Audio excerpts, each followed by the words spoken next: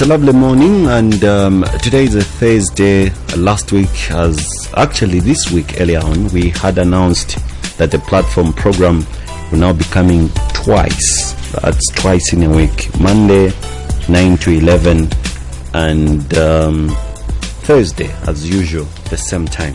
Kunda Kunda is my name. We are back once again with your favorite program. Today we take a look at one of the most pertinent issues affecting one of Zambia's biggest opposition political parties. Today we are looking at the wrangles in the MMD. It is RB versus Nevers Mumba. Is there hope for the MMD, especially in the coming presidential election to be held next year, January 20th, 2015. Today's points of reflections would take them more from the post editorial written by one Fred member in today's edition of the Post, which is Thursday, November 20th, 2014. The editorial is titled, "It's a coup d'etat against Nevers." He says the suspension of Nevers Mumba as president of the MMD is laughable, but it is a very serious matter. What has happened to Nevers is a coup d'etat. Nevers has been unconstitutionally overthrown by his colleagues. There have been many attempts to remove Nevers from the presidency of the MMD. By some luck, Nevers has survived all these attempts, but at no time did the problem disappear. And the problem was not helped by Nevers' own political inexperience and sheer naivety. Trying to survive, Nevers made many changes to the leadership of the MMD. He caused the removal of others from the party positions they held and replaced them with people he thought would protect him. Nevers appointed Mohave Lungu as his national secretary, and the other night it was this same Lungu that was reading a statement suspending Nevers. Instead of keeping a snake at a distance, Nevers brought it into his own bedroom. And no one feels sorry for a snake charmer who gets bitten.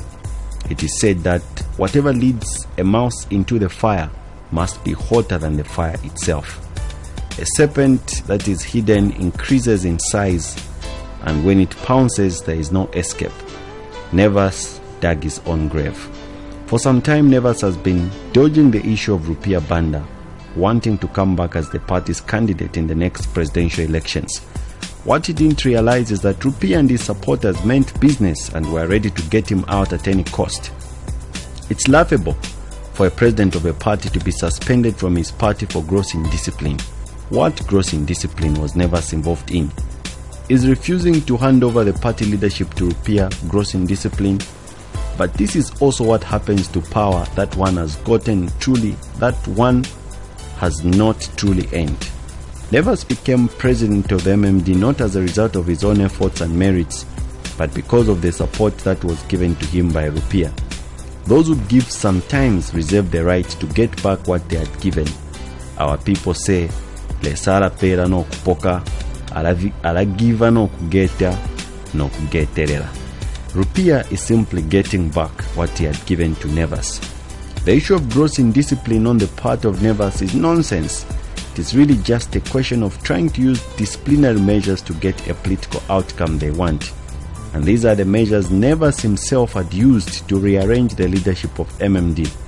There were some early warning signs of the dangers of disciplinary measures being used to settle political differences and to rearrange the leadership of the MMD. What is extremely worrying is the rapid spread of this lawlessness in our political parties. What is happening in the MMD is very similar to what we are seeing in the Patriotic Front. The rule of law seems to mean very little when it stands in the way of strong political interests. The mob rule is quickly becoming the order of the day in the running of our political parties. Party constitutions are starting to mean very little. They seem to be simply pieces of paper required to obtain registration. Yet, these are very important documents given the diversity of interests, even within a political party. We all know that as human beings, we possess a variety of sometimes contradictory desires. We want things to go our way, but we don't want the same for others. Party constitutions and regulations help us to manage the conflicts that arise as a result of these contradictory desires. Differences should be resolved within the party's constitutional framework. Outside that, things become messy. As we have stated before, Rupiah has the right to participate in any election as a candidate or as a voter.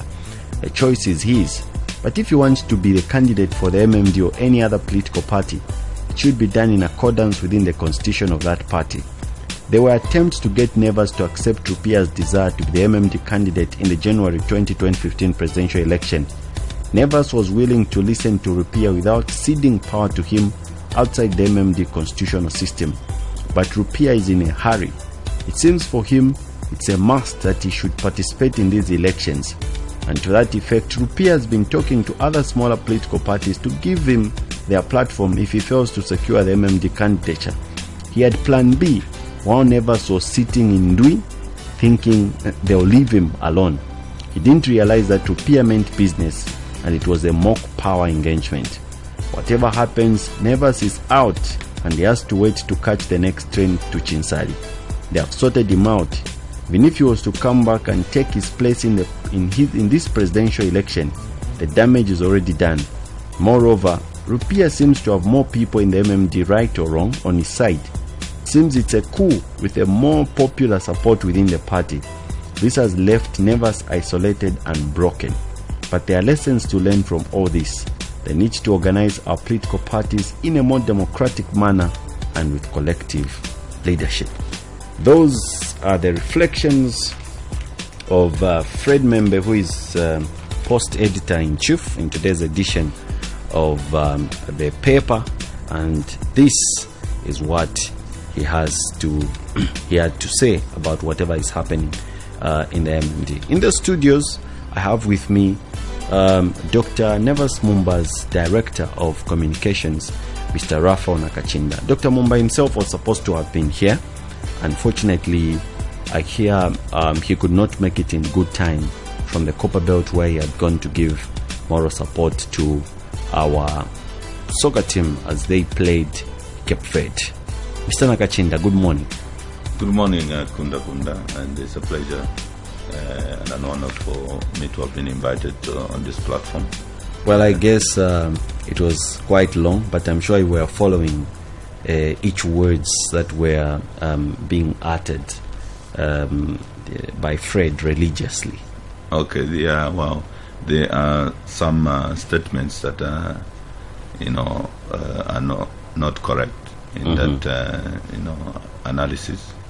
There are some that I think are correct and worth paying attention to, and I hope through this discussion we can be able to guide everybody, or at least give the necessary information for people to be well informed to make their own judgment on this matter. Maybe we have to start from the genesis of this problem. Where is this problem emanating from? The issue of RB wanting to bounce back and get back the power from Dr. Nevers Mumba, whom I believe is a duly elected MMD President.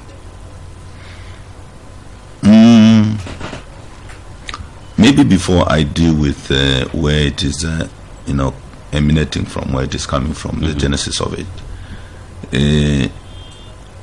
allow me first of all to just describe the situation that MMD finds itself. I think the theme of the title of this discussion, you said RB versus Nevers. Is there hope for is there hope for the MMD? For the MMD. At this particular point, of course, hope for MMD is threatened. We must admit. What is going on in the MMD at this particular point is very sad. It is not only a threat to the existence or the continued existence of the MMD, but it's more importantly a threat to the growth of our democracy, because when political parties are established, you hope that they would grow and develop to becoming institutions that develop and renew policies and ideologies that continue to provide direction and maybe new ideas on how we can run this country, so that you can give the Zambian people, in this case, an opportunity to have a choice on a set of ideologies to another, against other sets of ideologies. Now, in this case, if, for example, the MMD went into extinction, it means that the ethos and the ideologies upon which MMD was founded goes with it, and because of a power struggle and all that, and it's very sad. And I only hope, as an individual, first of all, that in the scheme of things and whatever is going on, somehow people will sober up, be objective, and look at what is more important, for this country, more important for the party, before we consider personal interests. So and for Dr. Mumba, being a person that has worked with him for many years, I know I can almost say that I know his heartbeat on this matter, and that is to make sure that the party is defended, and that any form of manipulation and any form of corruption, any form of arm twisting of individuals to make certain decisions will not be tolerated, and you fight to ensure that the party remains intact, regardless of who he attempts to intrude in the governance of the party. Okay, maybe before you look at other issues, before we just lose train of thought, can you just react to what Fred has written today in the Post? Well, first of all, I want to state that I think the interpretation of the one that wrote the editorial comment in the Post, that Rupiah Banda at this particular point is trying to claim something that he invested in Nevers Mumba by providing support to him. I must put it on record that Nevers Mumba's campaign for the MMD presidency, to the contrary, was not supported by Rupiah Banda. Actually, Rupiah Banda made it very clear to Nevers Mumba that he was not, the favorite candidate according to his assessment, and he gave him two reasons. One was ethnic. He told Nevers Mumba that because you are Bemba, it will be difficult for you to win this election because of what Michael Sat has done. The appointment of, in the majority of his appointment in terms of cabinet and so on are Bembas, and that people are uncomfortable or resistant to have a Bemba as a president of the largest opposition political party.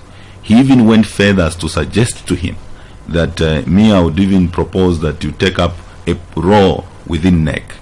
So to suggest that Rupiah Banda supported Nevers Mumba, it is an error, and that Rupiah Banda possibly is now trying to claim what he gave Nevers Mumba, that is wrong.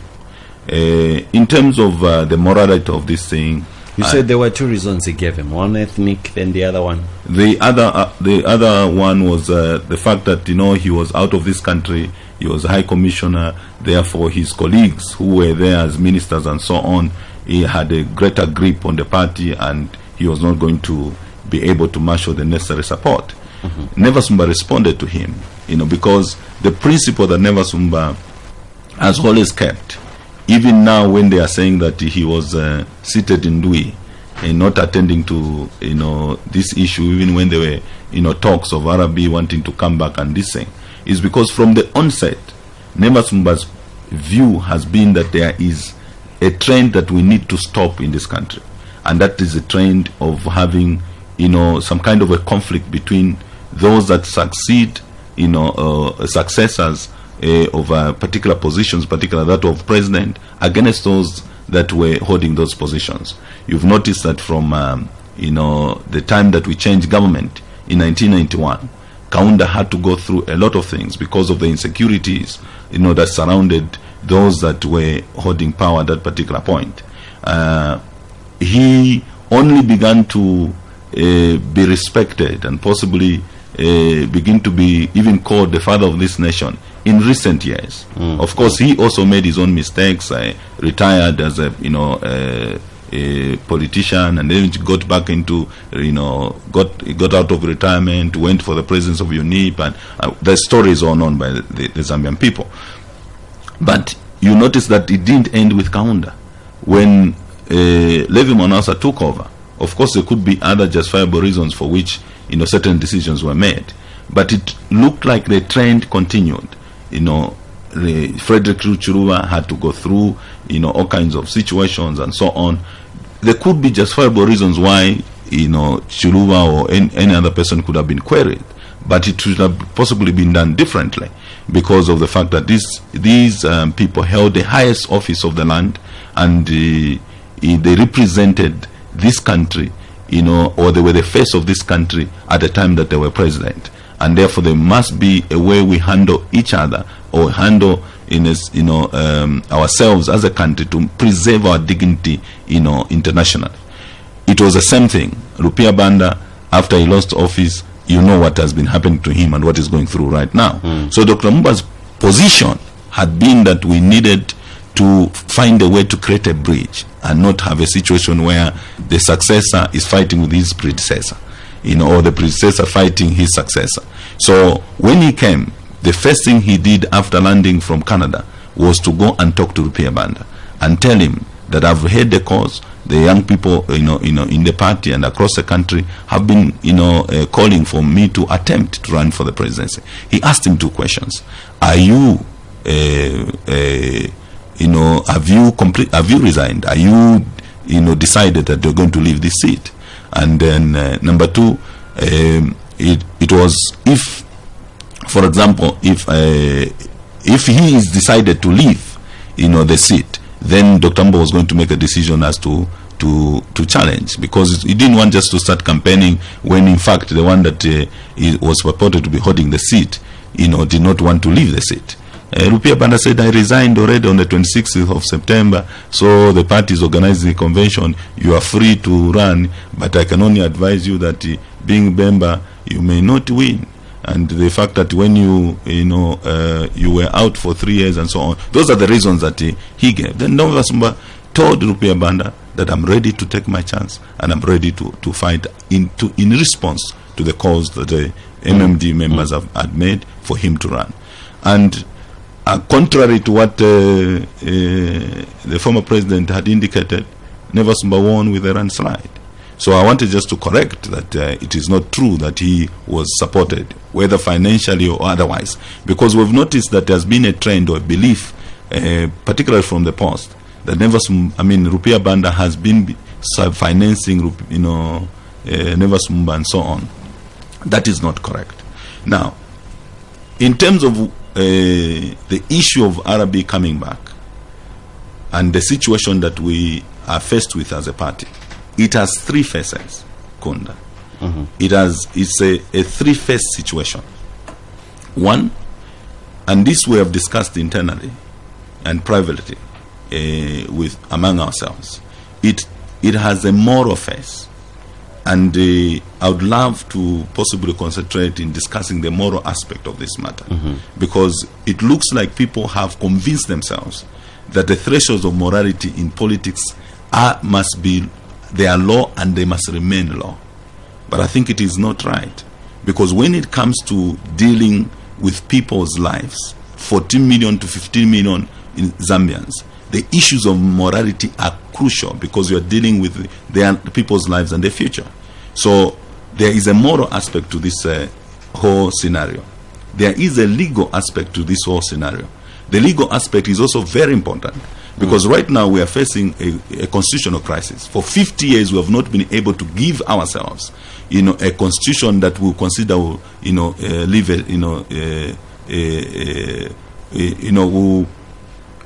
as I put maybe it, that will have stood the test of time. Stood a test of time.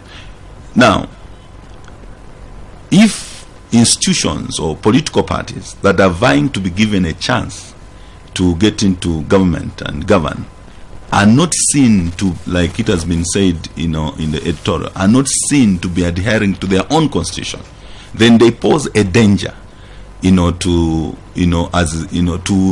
the governance system of a country. Because if they cannot respect their own rules, how do you expect them to respect rules when they have been given power? In that case, are you insinuating that RB is a danger to this nation? If the trend continues, and if he cooperates with the illegalities that surround the call for him to come back, then it is a sure sign that this is his move of wanting to come back into active politics is not in national interest. It is actually out of personal and selfish interest, and that should be an alarm to the Zambian people, and that must be stopped. Because in 50 years of our independence, at this particular stage, we should be, making decisions and voting for people in national interest, not in personal interest. And we should critically examine every candidate that presents himself, how they come on the platform, their track record, their conduct, and be able to decide whether or not they should be allowed to go. So in this case, the issue of the legalities around this whole subject must be critically examined. If they fall short of adherence to the rule of law, then it means that the product of that move of all the schemes is actually, first of all, an illegality, and it can only produce dangerous governance trends when it is allowed to proceed, if at all the Zambian people decide, for example, to vote. Number two and number three, there is a political face to it, and this is sometimes what is confusing people. The political aspect of it is when a political party is formed, of course it is formed for contestation. It is formed to compete, for, in this case, being given an opportunity to govern. And when an opportunity comes like it is now, that there's a by-election, a political party will start considering, whether it has the capacity to, participate in that, in the election, whether or not the chances of winning, are there, and many options come on the table, like it is with MMD. Many options have been presented before, the MMD. One of them being that possibly, the path for the MMD, the path to victory for the MMD, in its current, form and state, may be very, very rough. That we must admit. And apparently, it's not just the MMD; it is almost all political parties, even the one that is in government. So nobody among the opposition political parties, and including the party that is in government, can claim that they have a clear path to victory. All of us have to consider and reflect on our state and situation, and be able to determine which way we should go. Now, there are people who believe that because of the performance of the PF, RB would be the best candidate, because then people have been convinced that RB was better than Michael Sata, and so on and so forth. Now, that is purely an analysis that cannot be quantified, because none of us can claim that we have control of the minds and the decisions of the Zambian people. So when it comes to the political phase, we can only assume that possibly this one is popular. The people of Zambia will sway towards supporting this one, towards supporting that one, and politically things change every day. The person that you may think weak today may turn out to be stronger tomorrow, depending on the dynamics that are at play at that particular point. So there are people who are fully persuaded that when it comes to the political issue, it overrides morality, it overrides the legality, it overrides all these things, and they are ready to break the law. They are ready to do anything, hook or crook, just to achieve a certain goal for political expedient. And that is what we are saying is not correct. We must be able to intertwine, it must be integrate. It must be mixed properly. The moral aspect, the legal issue, as well as the political face of this situation. Well, in case you're just joining us, this is the platform program with me, Kunda Kunda. Today we are discussing Arabi versus Nevers. Is there hope for the MMD? In the studios, I have with me Dr. Nevers Mumba's Director of Communications, Mr. Raphael Nakacinda. We're just trying to take a look at what is happening in the PF there. These wrangles, suddenly Mr. Rupiah Banda comes back on the scene and says he wants to lead the MMD in the coming presidential election to be held next year. Mr. Nakacinda, let's now look at the treachery that has happened in the MMD. Can you just give us an analysis of, because obviously you are representing Dr. Mumba here, whom does he feel has really betrayed him? First of all, before I answer that question, allow me to discuss the moral issue on this matter in more detail. No problem. The MMD lost elections in 2011 it was announced on the 23rd of September 2011.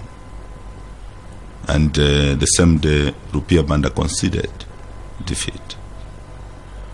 3 days later, which was on the 26th, the letters are on record at the Secretariat and everybody knows, on the 26th of September, without any process of consultation within the party, and even without any consideration to the impact of the decision the former head of state, Mr. Rupiah Banda, was going to make on the party, he decided to write a letter of resignation to the then National Secretary, Major Kajingwe, to say I've resigned from my position as president and I've gone into retirement.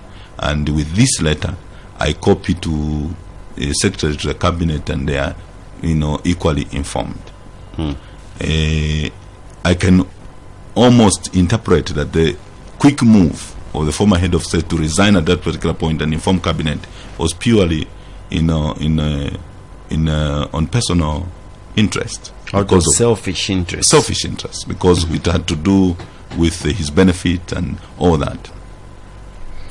At that particular point, the members of the party were going through a traumatizing experience because of the way the Patriotic Front conducted themselves. People were being beaten, people were being dragged to court, homes were being burnt, and so on. And that at that time, you needed courageous and bold leadership to stand up for the party and the membership. The president abandoned the party and decided to retire as early as 3 days after conceding defeat. Created a vacuum. The one that filled that vacuum, and we must be honest with ourselves, and Zambians, we should be able to follow events and keep track of how things are going. The one that filled that vacuum was George Kunda. Even when his health was failing him, he is the one that became the moral voice that was speaking on behalf of the members of MMD. I remember he went in Parliament and said, "Mr. Speaker, these people, look at this ceremonial vice president." Yes, I remember those days. Yeah, he would go even when he actually even threatened to take the PF to court and things like that. Yeah, because there were a lot of things that were done by the PF that were not correct at that particular point against the MMD. George Kunda, in his sometimes in his condition, having been unwell at that particular point, he would come alone, at Radio Phoenix to come and condemn the way the PF were conducting themselves. That fight should have been led by Rupiah Banda. That fight should have been led by the former president, because he was a flag bearer of the party at that election. Members of parliament were dragged to court for petitions and so on, and some of them went to even plead with the former that I think this thing is going to be too burdensome for us. We need your leadership. But the former said, "Nikuya neo As a president win. You know, the party is organizing a convention to find another president. No, let me not put words in his mouth. That's not what I'm saying. All I'm saying is that at that particular point, it's not even about money or anything like that. At that particular point, leadership needed to be shown. A person who did not even participate in the campaigns here, who was a high commissioner in Canada, he began to speak from Ottawa to challenge the PF to stop this business of intimidating the Zambian people and intimidating the members of MMD, and coined from Ottawa the Don't Kutina, slogan, and began to challenge Mr. Sata directly from there. It is on record. Mr. Sata began to say he's a fake pastor, he has stolen money, he has done all kinds of things.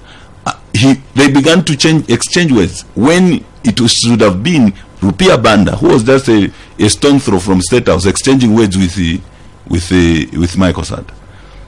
Beyond that, almost barely a few weeks down the line, Andaleki comes and says you have a bill at the Register of Society of 400 something million kwacha, and then NAPSA I think 800 million kwacha, and a number of bills that were slapped on MMD.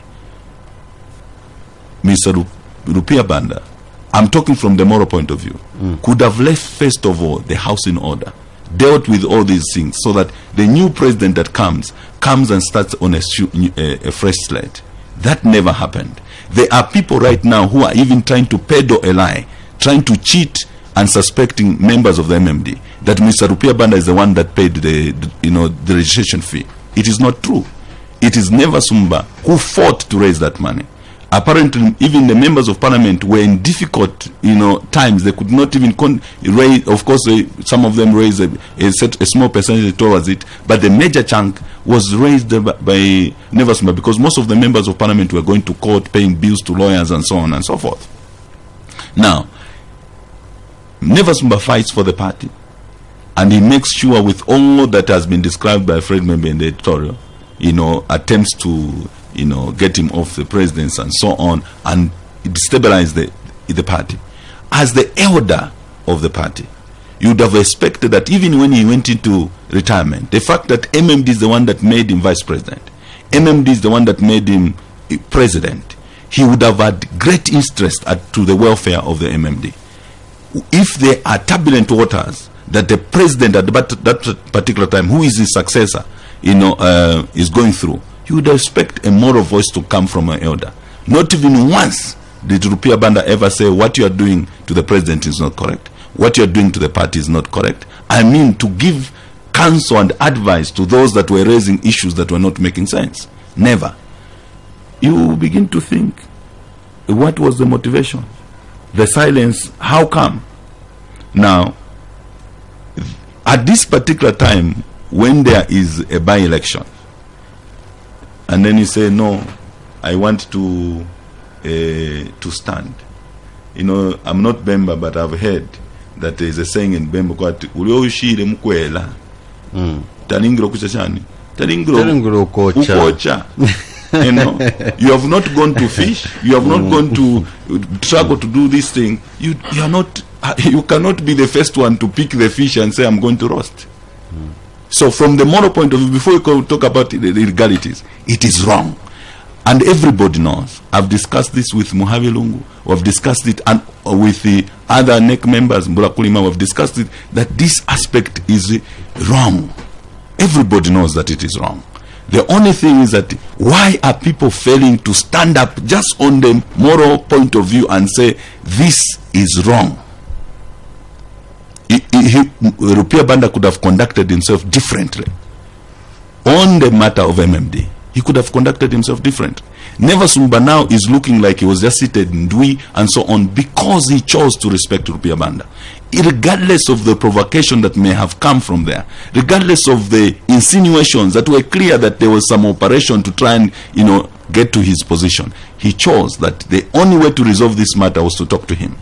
Some of us who are advisors to Nevers Mumba constantly have been talking to him, Mr. President, and I must take responsibility at this particular point and apologize if in any way I may have misled the president, and I should have possibly allowed him, to take certain measures at some point, because we kept on saying, no, you can't raise, you can't be seen to be fighting Rupiah Banda, because he's a former head of state and is a factor when it comes to MMD. There are people who still respect him. There are people, and we should keep that respectability towards the former head of state.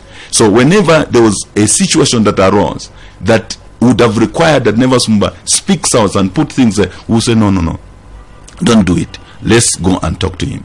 That's how come we heard Dr. Mumba says, no, leave it between me and Rupiah Banda. Leave it between me and Rupiah Banda. Leave it between me and Rupiah Banda.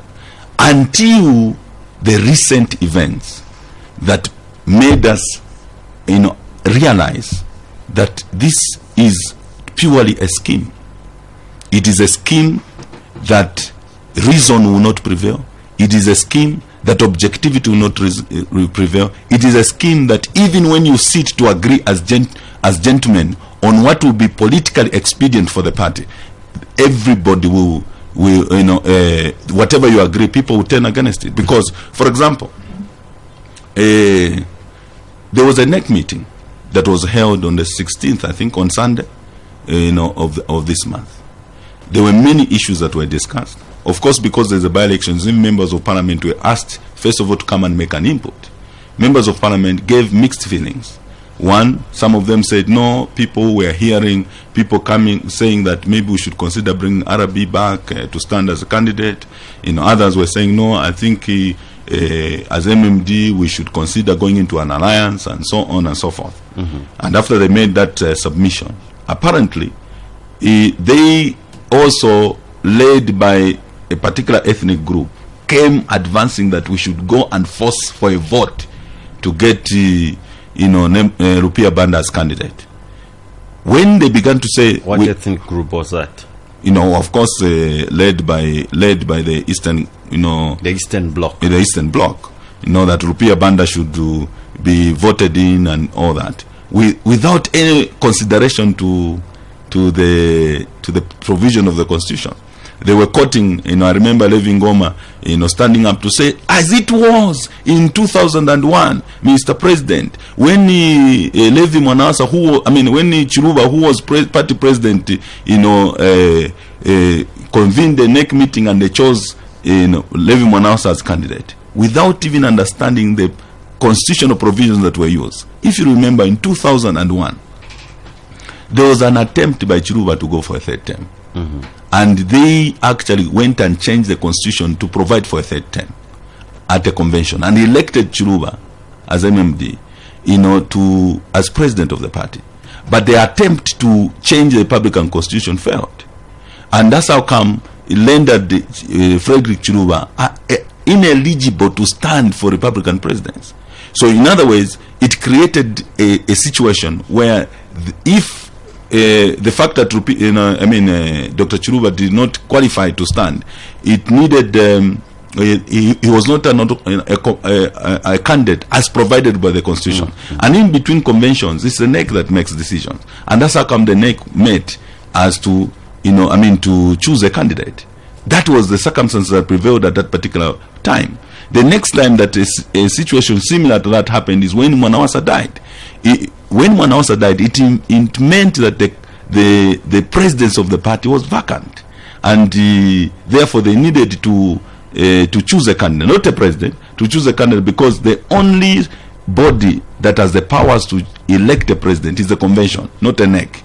It is the convention. Even when it comes to disciplinary issues and so on, they are dealt over the presidents. They are dealt with by the convention. Of course, those are legal issues that are not delve into details. But the presidency at that particular point was vacant.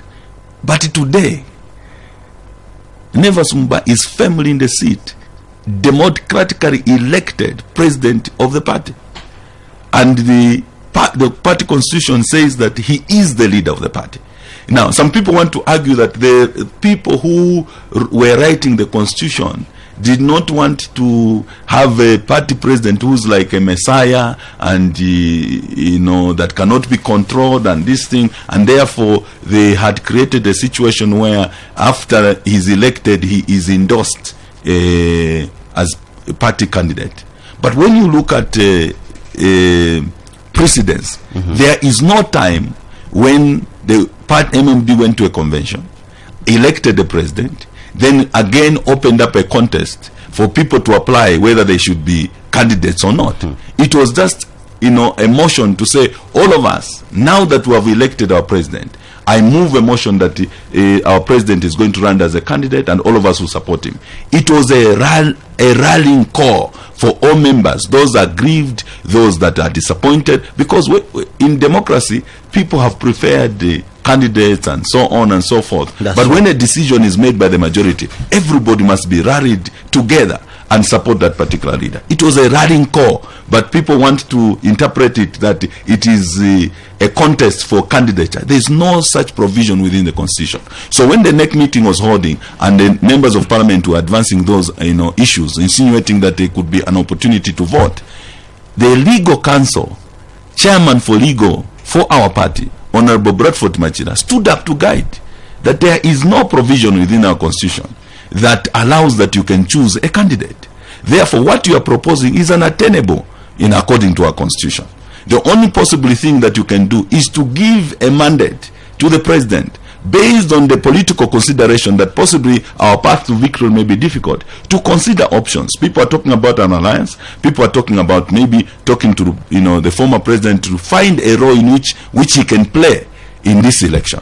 That was eventually, after all the deliberations and emotional expressions and so on, when the NEC meeting held without the members of parliament, it was a similar trend of debate. And the conclusion was that at this particular point, the president should pursue the issue of the alliance, to say amicable conclusion, but should also consider talking to the former head of state, the former head of state, Mr. Rupiah Banda, at this particular point, to find out how this thing they are talking about, whether he's interested, because he has never declared that he's interested to run. Up to today, you bear me witness that Rupiah Banda has not declared that he has come into active politics until after that particular day. And I must say that I'm actually at pains to even explain these things, because I can't believe that people can behave that way. After that resolution that the president should pursue the alliance and also talk about talk to the former president.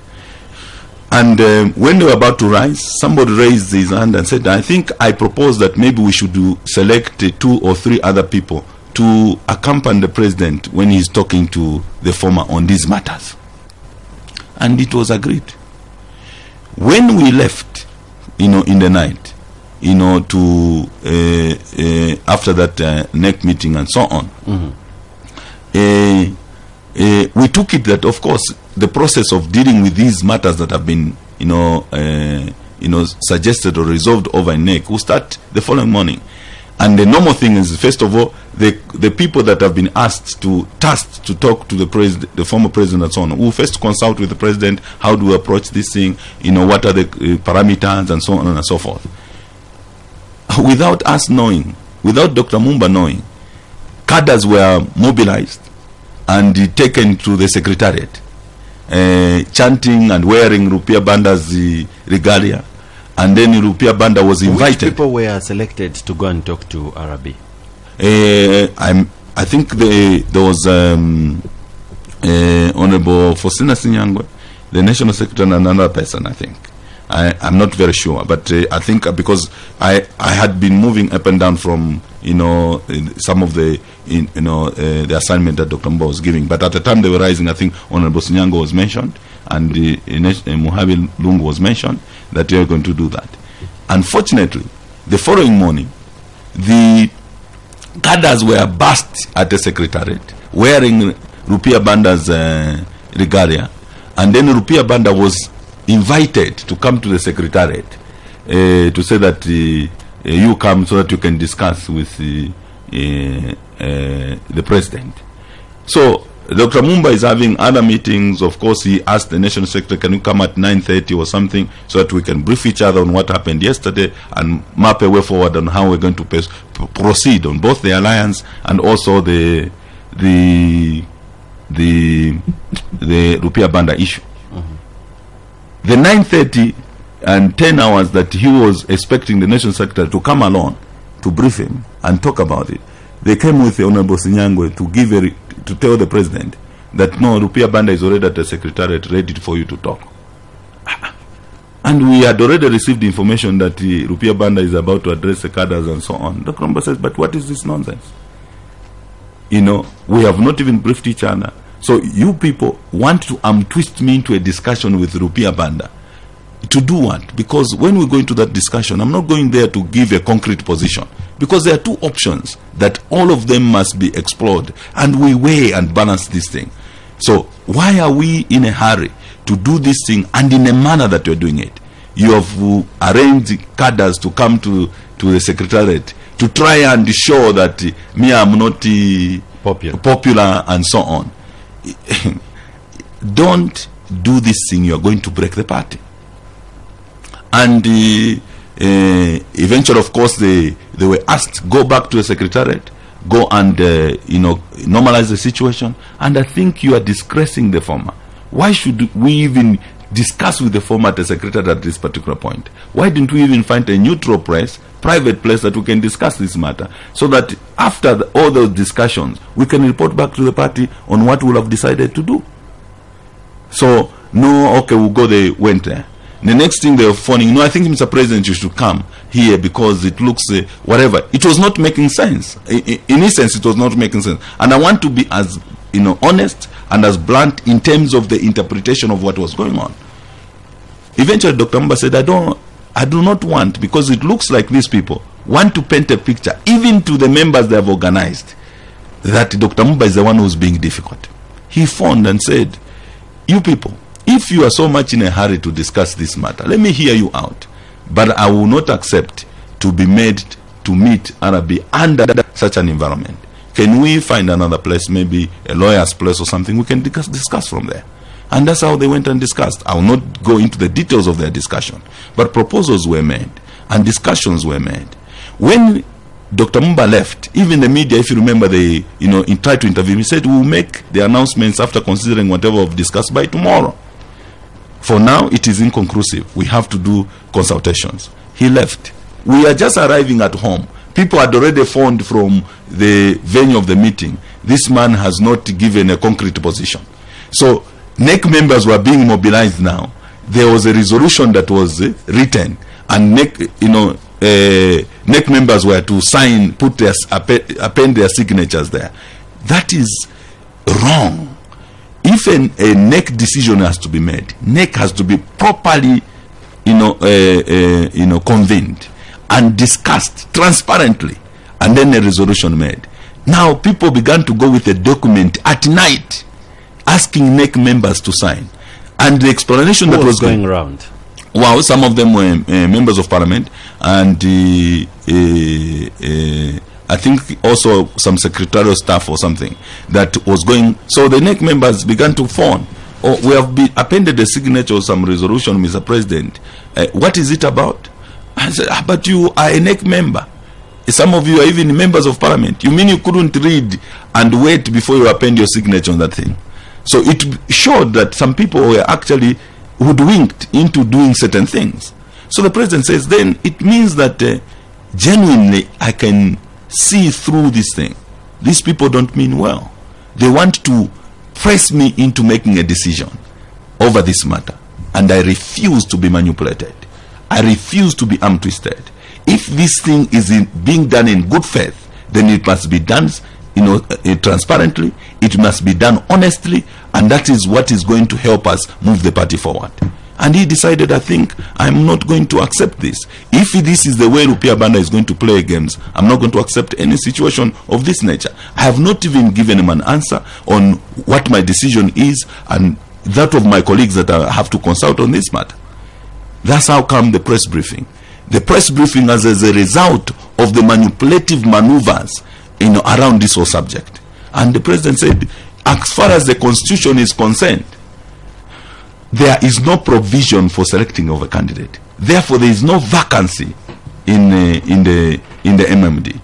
And when he stated that, they reconvened illegally, I must say, a NEC meeting with some. The president was not even informed about that NEC meeting. He was not even aware that the NEC meeting was going to be held. Some NEC members were not even notified of that NEC meeting. You know, I can even give you names of them. Geoffrey Mwanga was not aware. Mbula Kulima was not aware. Suresh Desai was not aware. Kembe was not aware. He was being called later. You come to the secretariat, not for a NEC meeting. Come to the secretariat, Mr. For Kembe. Come to the secretariat, Mr. Who was leading all those deliberations for the NEC meeting? Wait, let me just tell you. So NEC members were, you know, called, some of them provincial leaders and so on, you know, taken to secretariat, you know, that is an emergency meeting as a result of the president's this thing, without thinking through. And I must say, whatever may have prompted that decision to hold that NEC meeting was purely emotional reaction, without considering the repercussions of whatever they were going to do. So it was people who were emotional and began to call those that they think are friendly to their agenda, and they came. I met at the secretariat, and then started calling the chairman of the party from parliament. The view of the chairman of the party at the parliament, as we get it from those who discuss with him, he says that I think this is not correct. So I'm going there to, you know, ask these people to suspend this NEC meeting until we have consulted. But when he got there, he found that even a senior citizen had been invited to consult on this matter and so on. Oh, the result is what you saw, that the NEC has suspended Dr. Mumba, and now they have adopted Rupiah Banda. Even just that is laughable. You can see through. It's like people have an agenda. Suspend and adopt Arabi. It is imposing a candidate on the party. If at all they believed that the constitution provides for the selection of the candidate, why was it not opened for members of the party to contest that position? Why just unilaterally adopt one individual who was not even applied, who has not even declared openly that I'm back into active politics and I want to run on MMD ticket, apart from him being invited, which is an embarrassment at the secretariat to try and... He's a former head of state. People were being unfair to him. Even those who purport to be supporting Rupiah Banda at this point, I must say, are actually being unfair to him, because they are dragging him into the mud unnecessarily. This thing could have been handled differently. That whatever decision is made, whether he's going to be allowed to run on MMD, it should have been done in a more dignified manner, in a manner that Rupiah Banda continues to look as a statesman to the Zambian people. The way they have handled him, whatever the end result of this matter, they have injured his dignity. They have injured his person, because they are dragging him into this thing like a small boy, and it is unfair. And for me as a person, as Raphael... But are you sure Arabi himself has no part to play in this? Is he just being dragged in this like a small boy, like you are saying? You see, when you are president, you are lucky if you have people that are objective around you. Worse still, if you are a former or a state president. When you are a president, state president or former state president, usually what is presented to you is the positive side of things. Some of the most highly deceived people in this country, if not world over, are presidents, particularly in Africa. Because, for example, when you are in State House, when you wake up, you see people singing for you. You are the one. You are the one. When you move out of State House, you go to City Market, you find already stage management support for the president. If it is MMD, it's stage management. So when you watch television and see people who are actually speaking against you, you begin to think that everybody loves me, but these two people are the ones talking. So that's how I can find sometimes the reaction of presidents. you don't even understand, because what is prevailing on the ground sometimes is not what is presented to them. I believe in this situation, the reason why I'm saying that he may have a role to play, but he has been mishandled, is because I think people that have been trading lies and all that are responsible for what is going on right now. And I condemn them, because they are the ones who have caused all this situation. And it is unfortunate. And that is possibly what I can say, at this particular point. You see, it's so unfortunate that even when I talk about the NEC meeting, you saw my friend Muhavi Lungu making an announcement on ZNBC passionately that I'm surrounded by all these people, the NEC members, the chairman, and all these things, and we formed a quorum. It shows that you are trying to justify a wrong thing. You are trying to justify something that is unattainable. If you are doing the right thing, there's no need to stress all those things. Can we say Muhavi Lungu walks away with the Oscar of biggest traitor in this? I don't want to call him a traitor at this particular point. I think wouldn't. First of all, we've developed quite a very close relationship with him, and I have certain views which I've expressed to him. I think he's one that I consider quite an intelligent gentleman. But you see, intelligence does not imply capacity. I think that he has been overwhelmed with that position, and all of us must feel for him. In this situation, he's conflicted from all angles, and I believe that is really the challenge that he has. And I still want to fully understand him in this scheme of things. And for me, I would reserve my comment specifically on Muhavi Lungu, and I think try and talk with him in person. But all I can say is that this whole thing is wrong. It is wrong for the party. It is wrong for Zambia. It is wrong. And I was saying that even the adoption of Arabic, if they believed that those who met, that this is available for contest, why didn't they open it up and advertise it as the PF have done? Why should we even at this particular point open our mouth and condemn PF for whatever they are doing if PF has opened their presidency up for everybody to apply? Of course, the situation is different because they have a vacancy in the presidency. Why were not other members? Even me, I'm a member of MMD. I may be interested to run. If it is opened up, I would want to challenge my president and say, no, I think, Mr. President, I've served you quite well, but I think possibly I have better capacity to run this party and this thing. I can have a go at it. But it was not correct. It is not correct. I hope you understand what I'm saying. Yeah, from the political point of view, it's a waste of time. What we're doing, we're just wasting our time in terms of our preparation for this campaign. We are going into unnecessary jargons. This is exactly what UNIP went through. And one of the reasons, I must confess here, one of the reasons I vehemently supported Muhavi Lungu's candidature for the national secretary position is because we had discussions on his experience with UNIP, and he convinced a lot of us that he had the conviction that we can salvage MMD if we can learn lessons from UNIP. But what has happened is exactly the UNIP euphoria, and we only hope that before it gets to the full destruction of the party, in between here we can reason and find a way to salvage the party. So along the way you just discovered Muhavi was actually just clever. Wow, I think you are dragging me.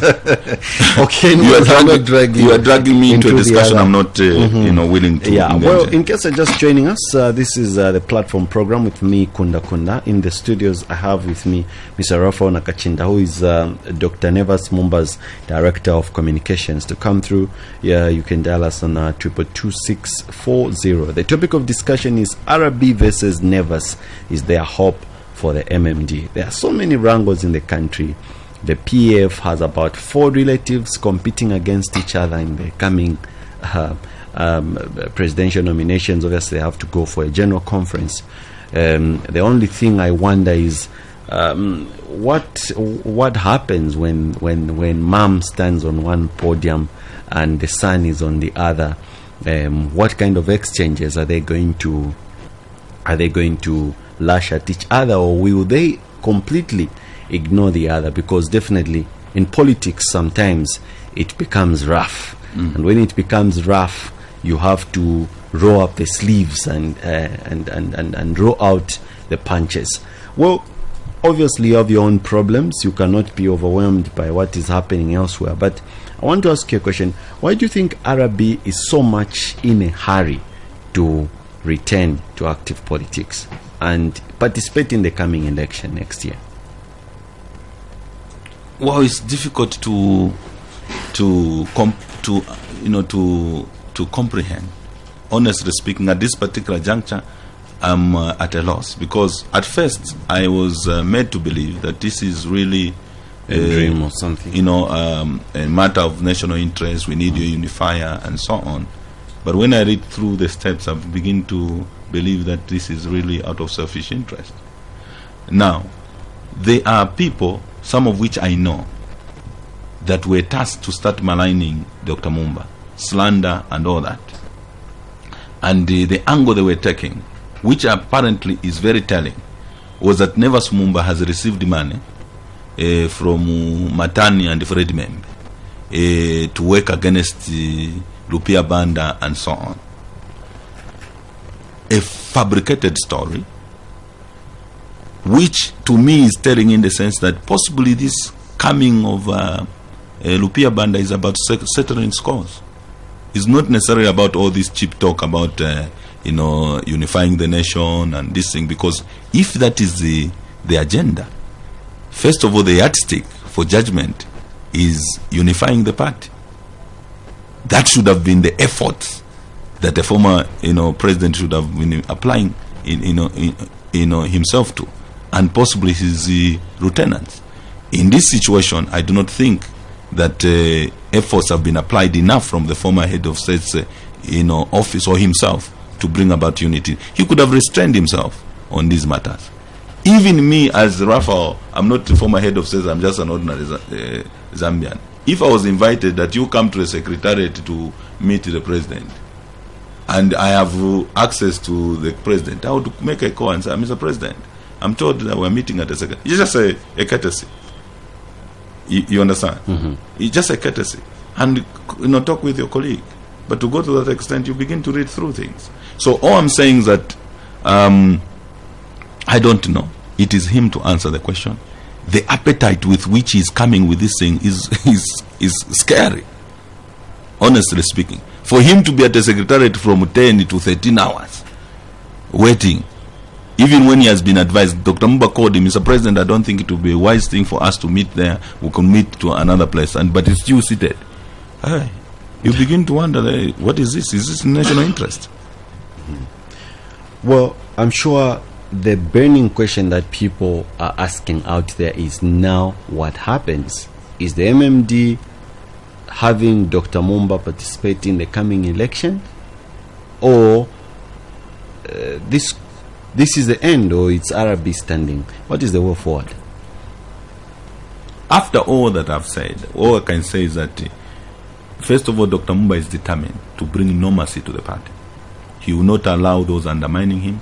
He will not allow those that are scheming and orchestrating a way to do, borrowing the word of the post editorial, to do a coup d'etat. He is determined to fight. Of course, because Lusaka is the capital, and most of the media houses are concentrated here, and so on. The activities going on in Lusaka seem to be more amplified than the activities that are going out there. But the majority members of our party, I can assure you, are in support of Dr. Mumba. Now, I'm also saddened by the story that is in the Post today. I think some of these journalists need to be objective and not be carrying a fixed mind based on perception. Yesterday, we had people busing themselves from the Copper Belt, and And we are told, when I was coming on the studio here, somebody was telling me that we hear that there are more people from the Copper Belt, other districts and so on, that are coming to Lusaka to come and put a demand that whatever they're doing with this rupiah is nonsense. They came from the Copper Belt yesterday, about 25 buses, out of their own volition, mind you. Not this paid up cadre arrangement that is going on. Some of these things that are going on in our constituencies, you know, when people are given money from somewhere, it is not hidden. We even know who has given who money and why they have been invited to come to the secretariat. It's not something that you can hide. They came yesterday to Lusaka to give a solidarity message to the president all the way from the Copper Belt, led by the provincial interim committee, you know, leaders, led by their chairman. The chairman was already here. They came, they made him, they told him, wait there, we are coming. What is going on in the party? We cannot tolerate. So they bussed themselves here and went straight to the president's residence in Kablonga. And because of the numbers, it became unattainable that we could meet there. And of course, it's a private residence, there are neighbors there and so on. So we said, no, the place to go is the secretariat. You know, of course, there were some cadres from Lusaka who were there. When we, you know, when they arrived, they scampered and ran away, and wherever they went, because of course they were overwhelmed by the people that came. And Dr. Mumba went there to receive the solidarity message and to talk to them. And after that, because he had already given a directive that the secretariat should close for a few days, we found that the secretariat was locked. Our assumption is that the people have adhered to the directive, though we have this so-called announcement of suspension. So they locked the secretariat and they were not there. And the president addressed you know, the people from the Copper Belt. And after addressing them, because the office was locked, he could not go into office, in an office that was locked, and he left. And after leaving, when people began to leave, you know, those who came from the Copper Belt, and a few had remained. That's when the few cadres here from Lusaka mobilized themselves, going there, because the police were already there anyway, going there and started shouting, and so on and so on. Cheap politics. Then Post newspaper journalist writes that Nevers Mumba rushed, forced out of the secretariat. It's false. And journalists, please, let us be objective on matters that are as serious as this. If we're going to be playing cheap, you know, politicking ourselves, where we're trying to show who is more this and all this, it's not right. The media in this country must have its own also agenda to bring sanity to this country. This business of wanting, even this funny sponsored endorsement, a few people are paid money, they come to you, Kunda Kunda and Joy FM, who have come to endorse this thing. Sometimes look at it with the, you know, the contempt it deserves. You can tell that these people have been paid. You can tell that these people are eating from that guy. So the endorsement is not genuine. We need to move this country to a place where leadership is identified from the point of view of the virtues that person possesses, the character that person possesses, and then people are supporting genuine that person. Not this stage managed propaganda of people being paid to go and do those things. If I can tell you, if there is no money given to these cadres going to the secretary, they will not be there. Honestly speaking, they will not be there. Actually, what happened to Dr. Mumba yesterday is more genuine than some of these activities at the secretariat, because those people at their own volition have come. I'm telling you right now that I'm in the studio and I was just receiving a call for somebody saying, but we have heard that there are some more people coming from the Copper, but we are not even aware ourselves. Of course, when they come here to give you solidarity and so on, you may be compelled to, you know, buy people food and so on, you know, as a courtesy. But it should not be that people have been paid to come and endorse somebody, paid to come and start chanting, hey, yeah, Nevers Mumba, or hey, yeah, Arabi, or yeah. That is cheap politics 50 years after independence. It's cheap. And that should not be tolerated. And I'm just making an appeal to media houses, the media fraternity as a whole. At this particular point, especially that we're going into an election, we should do what is called investigative journalism. Extract facts from whatever is going on. because most of these things that are happening are a hoax. And if somebody tells a story and there's no opportunity for you to tell the actual story, people go with a lie. Just like now, people are telling a lie that Nevers Mumba has been given money by Matani and others. He has even bought a house in Kablonga. He has bought cars in Kablonga. That should have been straightened out by our National Secretary, because he knows that Dr. Mumba has been making efforts to raise funds, from well-wishers and his friends and so on, to support his candidature. And the funds that he has raised, he has put in a party account. They have even bought vehicles.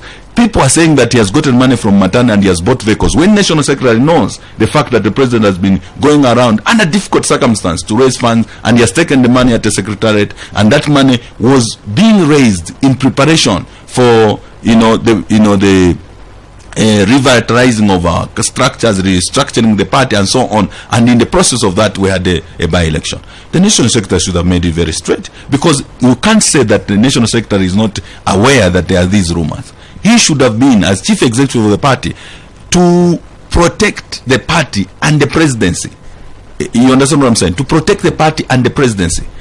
The hub of the party is the two legs that hold the party. The reason why you are even asking about Muhavi and this thing is because you understand that the two legs of the party is the president and the National Secretary. The National Secretary is the chief executive of the party, and the president is the lead and head. So you do not expect that these two officers will contradict each other. If there are any views, they must be expressed privately, but in public, they must be towing the same line. But you've noticed that has changed, and it's very unfortunate. Why have we also not heard so much from the National Youth Chairperson, who is Howard Kunda? I think we've heard more from Bowman Losambo. I think on that one, you have to understand that it has to do with personality, virtues and character. Bowman, though the president even is accused that he's the one who sends him and so on, Bowman is an outgoing guy. He's somebody that even us who work with Dr. Mumba and the president himself sometimes try to sit with him. Bowman, you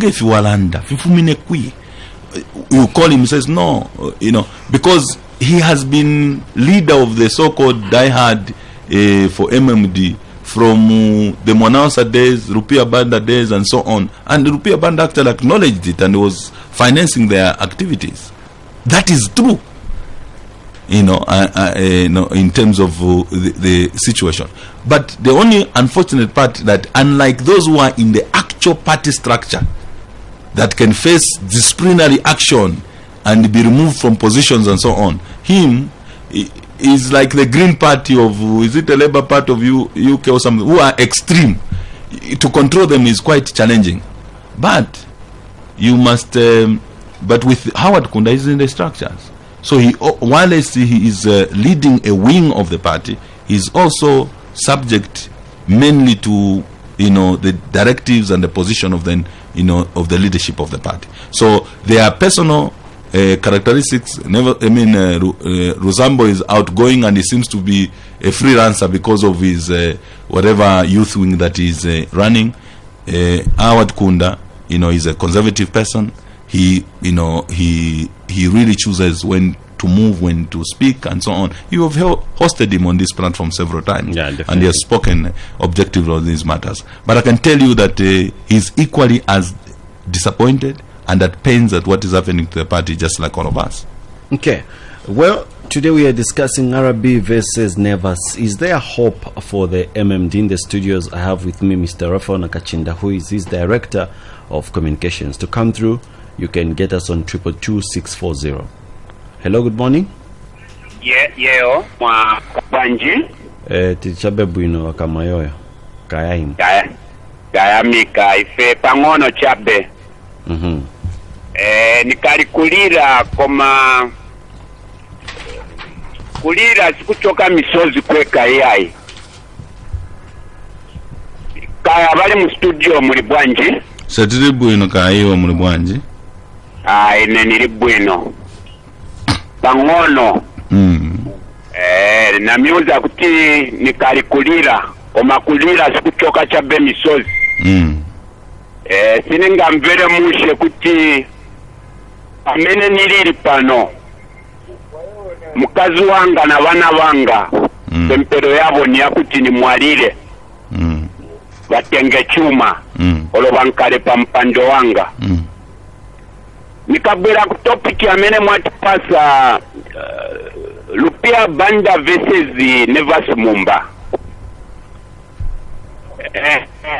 Ine pane kapano mukaenda mu marekodi yanu ba Joy muzapeza pamene nenze ninauza ba MMD kuti ku convention bakalangane muntu amene azapereka chipani chabo kusogolo. Nenze ninawapasa ko list ya ili monga wa Felix Mtati, Kavinga Mpande, Brian Chituo na kubakazi kuli grupu ya mene nenze ninatomora omatifuna ma president bamene bazi ba mulungu noti ma president bene bakwanisa kuleta nanga ku State House. Ina sinigwirizana na bamene basapota ba Rupiah Banda kuti babwerere kubwero chitachani kuba olokuyendo chipaya ku Barossa agreement kugulisa zamteo kufuna kuba finance bank yai ine chamene niziba kuti ololelo so ine kunika chief justice olo justice minister niziba kuti ba Rupiah Banda sibali qualified kuyimirira bali na mirandu ku court ngati simuziba imwe kuti ba Rupiah Banda bali na mirandu ku court. Ine nimeuza kuti ba Rupiah Banda sibali qualified kuyimirira bali na mirandu ku court. Zinangu ziliko za ku Barosi zafika kudala ku ICC tiembekezera kuti baonekere mufuna simufuna ife tikaona ba Rupiah Banda bange na State House tizankala bene Biniladini mufuna simufuna nikaona tewa Rupiah Banda baenda mu State House nine nizankala umozi wa Biniladini olo Myron Brothers. Choi pachamene nimeuza nikuti tiri na wabamene bangarudi ngechino chalo chosera ko ba Rupiah Banda niri nae mwe msebenze bwino Zikom. 2.2640 is the number you are getting us on. Hello, good morning. Hello, good morning. Yes, who are we talking to? Where are you calling us from? Mr. Banda within Osaka. Mr. Banda, kindly speak up. Hola, Mr. Banda. Okay, I'm saying, you see, one trait of leadership is listening. Dr. Mumba has lacked the listening aspect.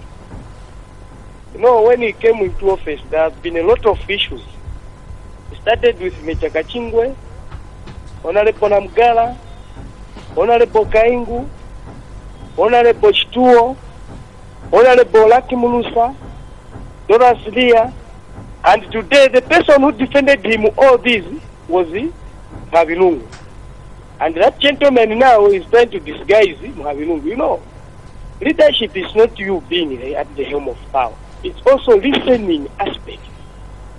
So if you people, you talk to Dr. Mumba, learn to listen, then he will make a good leader. Not as he is. He's very arrogant and stubborn.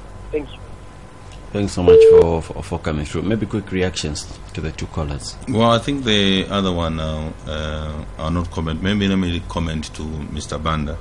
The other one is really expressing his opinion that is other one Tarabi. The only thing is that to say that he's going to be Myron Brothers or Bin Laden, I think that would be too much. Mr. Banda saying that Dr. Mumba is not listening. Actually, we have gotten sometimes, to a place where Dr. Mumba look like he's weak and is, like people want to say wimp, is because of listening to too much. Listening too much. He's been advised, and this you can attest, everybody that has worked with Dr. Mumba closely can confirm that one of the greatest virtues he has, which sometimes turns out to be his weakness, is listening. Dr. Mumba listens to everybody. even sometimes to the discomfort of some of us that work with him. He listens to everybody on the streets, wherever you can talk about. And on this matter, he survived the 3 or 4 uprising in the party purely because of listening. Otherwise, this party would have already been torn apart from the fights that we have faced, in the past, and he has faced in the past. In terms of that I'm maligning, he was suggesting that I'm maligning Muhavi Lungu. I think I've withdrawn myself from discussing Muhavi, but only to stress the point that some of the things that you have really restrained yourself even after I led you into temptation. I can't discuss Muhavi as a person. I think that would be unfair because I have access to him. For me, as an individual, this is now Raphael's opinion. As an individual, people that have access to and are friends, if there's an issue, I would rather discuss with them privately and try and guide. If they choose the otherwise, well, they also have their own, basis of judgment and future to consider and consequences to consider. But in this situation, all I can say is to describe what has happened. Whether the reason was malice on this part or that part, that is not for me to go. But just to describe the fact that what is going on in the party and the events that have taken place are wrong. 22640 is the number you're getting us on. Hello, good morning. Twashuka febwino muleo mfuika lo sana. Ayo, katuna mfuika lo bagamba tulelanda. Mulelanda tatwachira myumfa bwino. Okay, muli bwino. Tutfya bwino. Mama mwele simukutwela kwesa MMD muli bwino. Tutfya bwino mkwa. Okay. Imeni nebo nguni kuna kujonle. Nguni? Nomba tulefa tulande tukwena. Kudanda ola kwandi nchirinde liranga ita chiranda fumbeko. Ukulila kwandi kwa kwe bati bambi bachiranda tiba CF babulire abantu abali 5 ngolupwa lumo. Bajofuli mwamba babemba bakasa. Basata babisa bakumpika. Uyu wakunanikane kumatero sishivyo mtundu wakwe bati mwipwa kuli baleti wa mdala nomba nomwana naye nabikapo ekyo ikishiweme nangupano sasa bipa sana na kuli bamayo benye bana kaseba kwisa itumpa mukwe batiyo na enende ntambisa ipopo bena Afrika nampano kushiba tasituminisha kwa tibeti kuba nefu abafungwa ababuta tali bafeninomo ukuiminina ukutibeti cyonse musteri yonse nomba kuri fofo batita dafoninishiwa aini yesondera ndani tali ngire bakaseba nga bale fokuimina nga bali pembera batala balosha ba 2016 nga bale fokuimina nangwe independent president kabali kitange sofini ukutira ukuitumpa mopali lero batali apa bache witiro afumemo nomwana wine mlenga afumemo nanani kane wine uyo afumemo dimbi mushale vyo umo na mwisho wa politics hilo tulelanda kulabo kukishanye nsere rimbi kulanda ukubika no kuba itatontonkanyo tatamwakuti chakorwa tatana mwakuti eso tasule fire nga umwana banyina akabe batishani nga uyu sampa ke bashani mlenga ke bashani sampa so aba bonse aba bali foaba batirufwa eminine nangu pachale umo bonse aba shala batare kale panch batare balile. Second, Relanda nomba pamusango waba Rupiah Banda. Wakata kumie kweno. Nomba, wibulo kwewa tiba Rupiah tuwapoke amakayo tuwa pera kale mumusango wakusitontonkanya. Bantu hapa nomba mlefo kuwapokesha immunity ya kwewa tiba. tubachindike nomba tule basarula bantu balaesa munsele na kabili bantu apa ninsele sikalabomba already amamikazi bakwete bambi balibire mpia n'okutasani okutamwakuti nomba byonse filya fwe batuliramu nifo fwe basyasambirira mule mfa bamudala esondelanga ifo fwe basyasambirira nifo tuswetingana kino ekyalo apa pene mulelanda ekisungu kyalo ndoloka bwino tamakatala mutekapo meeting kukabulonga nangu one day tamakatekepo meeting kuchadri tamakatekepo meeting ku north meeting uko mukalaisa ni kwa Kanyama kuchawama kuchilanga nomwashalomu kumandevu icho mulefwaya bantu mulatumono kutsula ife twalitulisha imwe mulefwa mulesekelamu echo tatulefwaya lekeni abantu abalefa okuteeka ekyalo kino baleba abakituma kyumi nabwena Nevers Mumba nabena balikana leesa owabapeere fye bwino fyakukita mu kyalo muno kwebati batutuse tufume ku masambi tuyishibe leesa nabena bafumako bebereyo indalama kyalo wapa onompanda oli switi nomba tatulemu nokwebati ikyo balerwira bonse abalupiya nabakase babene icho bamwene iri baenda okuya kubulaya kuisa Rupiah bamwena tala kansina leikala fe mutipatala kuli nokuli ndalama eto tulefwaya kwaye lekeni ngole fokuteka tuteke bwino efe tulesekera mukola tinatwikala mutalo ikyalo ekiri kyefu ine muno mujoni lenge njikala nine naletere MMD muno mukombo numondeikala leopa bamudala esondelanda emkwaye ife twalebe then mwinga namumwibukisha imo banka house pali apo ali epo twale kwatira meeting patime yabakaunda ninchi baleteka nga twalina okwikatwanga nife twaiketwe n'okutuuliramu bati nshali yako nangu ni wanu ngwe na pano ndelanda na lesale mbona ndechula I'm suffering bati mwela nesu let enjoy mwalala kukuma hotela mwatashani muko mule ita mwebene muleta enjoy bati apa mulefa futi kweba ntibamo bene ifu mwatumpika mule isa mkutusuba amafuta pa menso haya grizi imo mule sekera bati mule tontonganya bwino eto mwapangira na ma-president aye inga mabati haya pusana na Afrika katushinga ni 40 nga ni 60 zonse abo balefa endama bantu balali endama kufuma konso ya chalo ife tulechula elo muleti yo matumpika kone sinefi mwandu we are not even happy nefi muleti tamuwa kwete sipani. Thank you. Thank you so much for coming through. You want to react to him or maybe we pick other callers, I think. Yeah, maybe we could pick some. 2640 is the number you're getting us on. Hello, good morning. Hello. Yes, good morning. Good morning, my dear. How are you? Wonderful. Who are we talking to? Are you calling us from? I'm calling from Kapiri. My name is Mr. Kwanza. Mr.? Kwanza. Mr. Kwanza. Sure. You can go ahead with your question or contribution. Contribution. Mr. Nakacinda, good morning. Morning, sir. How are you? I'm very good.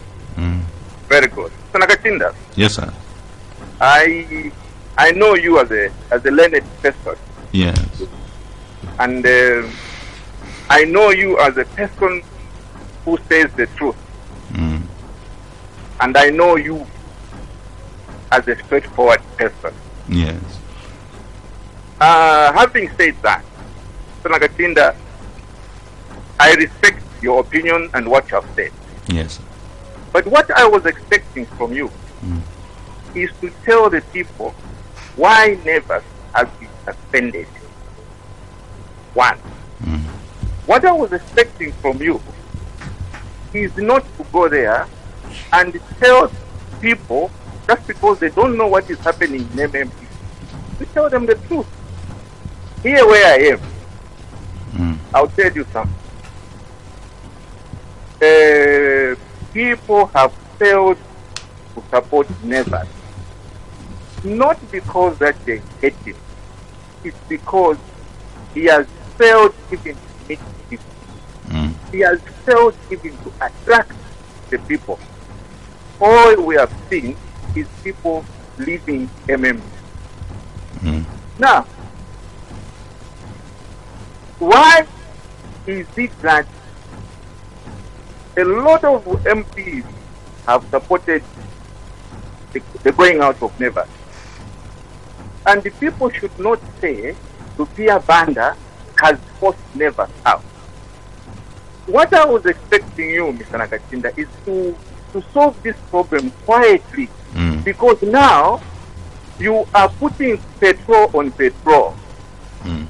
Because this issue, and by the way, you're not a spokesman of the party, this issue is supposed to be sorted amicably. You know, it's not good. Rupiah Banda was seated, and the MPs went and spoke to him, and people spoke to him. He never stood up. Up to now, RB has not issued a statement to say, I'm pushing Nevers out. It is the people who are talking. The reason why Nevers has been suspended is because of the wrongdoing, the indiscipline. So I was expecting you, Bwana. Okay, Kwanza. No, let me finish. Let me ask you a question. Now, if you insist that Nevers is the president, who is going to issue a certificate when the time of filing nomination? Go high court here. Who is going to issue? This is something that you should sit down with your colleagues there. You sit down nicely without even the media knowing what you're doing. There are people who know the truth, who come up and even say things that the masses doesn't want to know about Nevers. I personally don't hate Nevers, to be honest with you. I don't hate him. But it is his leadership style. Someone talked about Christianity. Someone talked about the dollar group, the school. There are so many. My brother, go back quietly. Go and seek. I'll ask you to quickly make your point so that we get other callers through as well. Go back and talk to those people so that things can be ironed out. Otherwise, the Nevers is a goner. Thank you very much. Thanks so much for coming through. Maybe you can react. Yeah, well, I'll start, I think, with Mr. Nguni, who was, I think, lamenting, saying, I'm crying out PF situation of 5 or 4 relatives or something like that. I think because of our own situation in the MMD, I will withdraw myself from commenting, because I don't think it would be right for me to be commenting on the issues of PF when we have our own, issues within our house to deal with. He talked about RB, and also I think what needs to be corrected is to suggest that Nevers Mumba has denied God. Very carnalist, I think that's what he tried to say. To the contrary, I think it is his faith. It is his conviction as a Christian that things can be better for the children of God that has actually led him into this vicious and turbulent, sphere of providing service to the Zambian people. Of course, people, say all kinds of things against him and his faith and so on. But I think we have explained, many times on this matter. He is a Christian. He is a pastor, still pastoring, over 50, still president of Victory Ministry, which has over 50 churches in this country, and a number of them, beyond our borders. Mr. Kwanza from Kapiri. First of all, I want to thank him for his commendation. His name sounds familiar. I hope I know him too. He asked me a question on why has Nevers Mumba been suspended. That question, basically, all of us are still begging for answers. The only simple answer, seemingly, is for Nevers Mumba to have denied that. I think I can't go with the suggestion of, I will not give up the presidency of the party. So if the refusal to give up the presidency of the party amounts to a high level of indiscipline, then the Zambian people should judge. The rest of the things, for example, of course, I am aware that now a letter has been, finally sent. We're waiting for a letter to just understand what they're talking about, this suspension for the whole day yesterday. I even attempted to call Muhabilungu to find out where's the letter. He told me, no, we're still looking at it and maybe wanting a lawyer to work on it. So my view was that the whole day possibly, it was an issue of consultation to tie up a case. If you heard, the announcement was that NEC has suspended Dr. Mumba. I'm sure you saw on television and so on. But eventually, what I've heard is that the letter that says that Muhabi is invoking the powers in him as National Secretary to suspend the president. It's a little confusing. So all I'm saying is that to answer your question why Dr. Mumba was suspended, we are yet to understand that. And the motive behind it we are yet to deduce. But what I've explained so far is just to describe the immorality of this whole event and how it will injure the party, and it is injuring the party at this particular stage. In terms of whether or not this can be resolved, well, if we all sober up, we have already been advocating for many months that this thing can actually be resolved if we're honest with each other and sit on the table and be able to discuss this objectively.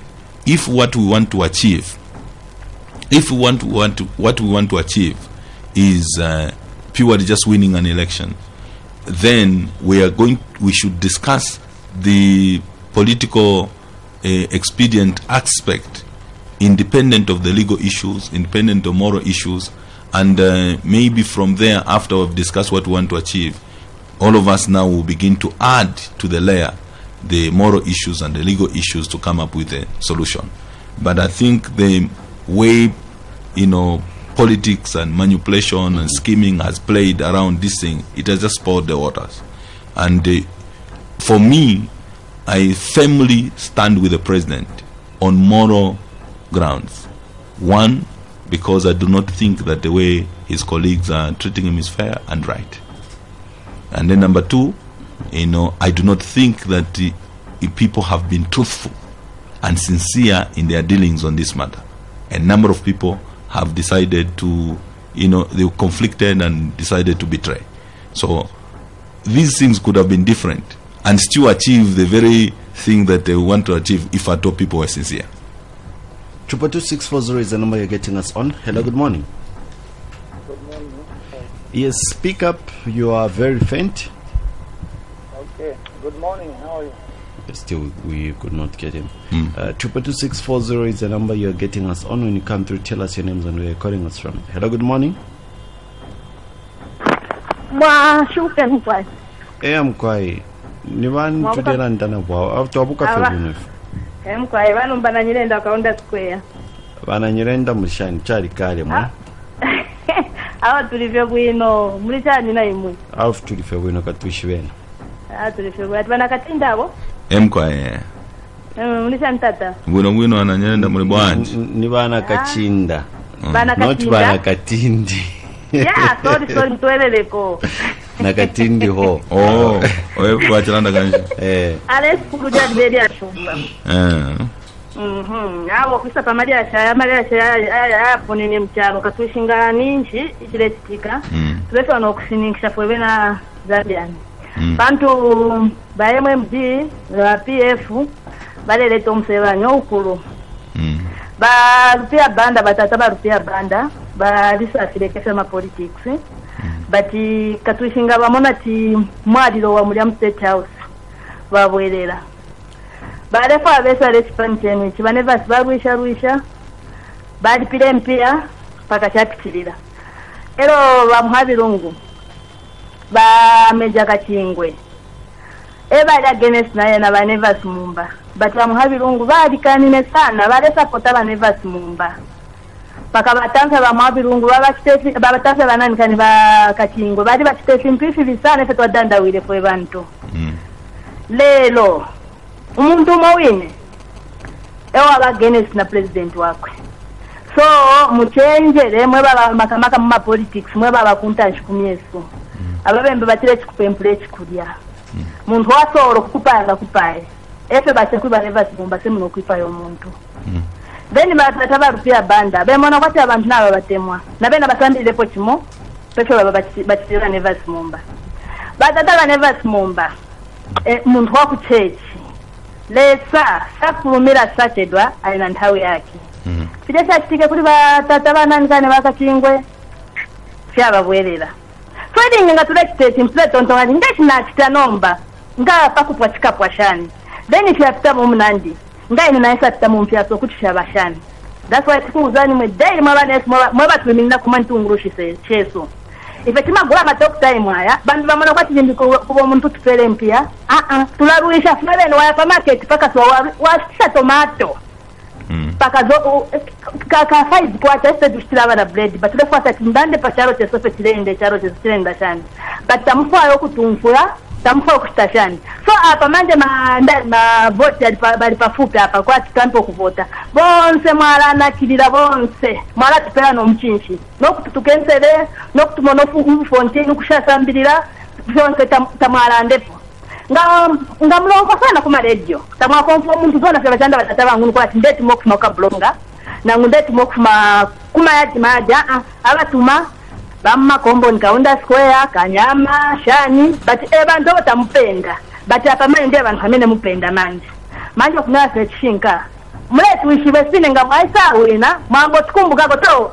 kuti basoso bamene batisapota lekenti zibaona ko bantu aba bantu mtufuate kwati ine shite asikei not pamanstambia atamati posa kwa mano mwaba kwatika tuishi then ukusa kuba mara Christine kaseba bamara Christine kaseba mwandu kwa sechinka ine na banka difia sana pa Rwanda kunhala muntu mukazi muntu amene anakwati wapo muntu amene anamverapo chikwati muntu amene anapita mu mulingo kamufuiwo kuba wido muntu wake mwene wa mulume wakwe sembezi banachitekaso sembezi bambekeza 2016 ndi pamene babwera bayimira kwati farandira abantu abengi kwati tesyarupuefi tesyarupo muntu ngafomi ngapatite kwa tikale muiraira ikabefe yakwe no na bakaunda that's why vinabakanga even chilenji kaunda saza kanga hapo president sifuka kai banatenga badadinde banachiyamba nane zatipitiliza tasibombesha tenti zinkhala pansi no chalo chatu abasambirira kwabashasambirira bonse twekati nga ifine mletu hapa mwatubira kwa tuli bantu otwakumana yemwe panshida apa nomba ndera ndechibemba pa makulanga sika mchibemba bati mukaenda wina kubora kumana ni parodi ngakamba timulishane wa mudeuli kundolesha femefo kulande fisungu so please mlei chefya bonse kutamba ba ruling ba opposition please tuwapapa tefine mleti fire hapa na mfe mwangira ma offices tampe nuku ichefya tupange nefa tuli bantu kulida amena matigulya matok time hivi nikapenda opposition or ruling party monga ine parwandi ni marusha neka but efe tule minomba uku ichefya bonse pa tuwakumana please na papa tamombe wena Twatotera sana mkwai 22640 is the number you are getting us on. Hello, good morning. Hello, welcome. Hello? Yes, Wakaramba. Yes. You are talking to Kaka from George Compound. My friend, Kaka poa baby. Epo na boss. Boss Turandeko. I think you could never think. Kamdara Dr Nevers Mumba is a wrong man. I'm not saying Rupiah Banda is the right man, but I'm saying Dr Nevers Mumba is a wrong man in the sense that we have just been reading in the newspapers that he almost sold the party to UPNG. And do you know what UPNG? Hello? We've lost him, unfortunately. Maybe let's get the last caller, then I'll give you enough time to react. Hello, good morning. Hello, good morning. Yes, who are we talking to? Where are you calling us from? We are talking to Siame. I'm calling you from Osaka. Mr. Siame, how are you? I'm fine. You cut my line at first. Thank God I'm through. Oh yeah, you were very, very faint. We were unable to get you. Okay. Bakunda. Mkwai. Mulina banani hapo? Tuna Raphael Nakacinda, Director Communications wa MMD. Raphael Nakacinda. You know, simwe fintu. Kwa hivyo fintu wamona na masaini ile kulango kwa bati ifina finka. Mure umfova Nakacinda. Mkwai. Ili ngifova advise abantu wrongly. Me, I know personally Mumba very well. Hello? Yes. I know him. I love him because I've been with him for a long time. nomba ifintunga fyakana techi mupatikisha twalambira fyeku yali nefe baishefe mu MMD tefi mkaya wachi tefi vanono fefe afiri kwa after kufuma mu NCC party yabo yali NCC pa first tefi vaisa ku MMD to a point of vice president. How long did he stay as a vice president? No, Wafuma. You know, he talk about the president here party. How long has he stayed without wrangles? I'm not saying decision by Pangireva and Kaneva by MMD now Sharana but you to week for Warabi. Even me, I'm against that. I'm against the Warabi is old. He has done his race. Def. Nomba. I want to appeal. Uli Mama Nakacinda. Mweba wa mpepi sana inonshitana wa Mumba. There is a time a person should sit down and reflect. But kwena, if inafikana, let me just do things which I'm called to do. It's not that any preacher can stand up and be contest as president. Look at Kuma America, our national preachers. Nakacinda, tell me which preacher has stood for presidency. Hello, Nakacinda. Okay. Mula konka buno wino, imila ndile yaba Dr Nevers. Hello, bali muli pastor. He's the pastor even now. When he was very active, mula konka sana. Is the same person who came to me and that this call I have is a higher call.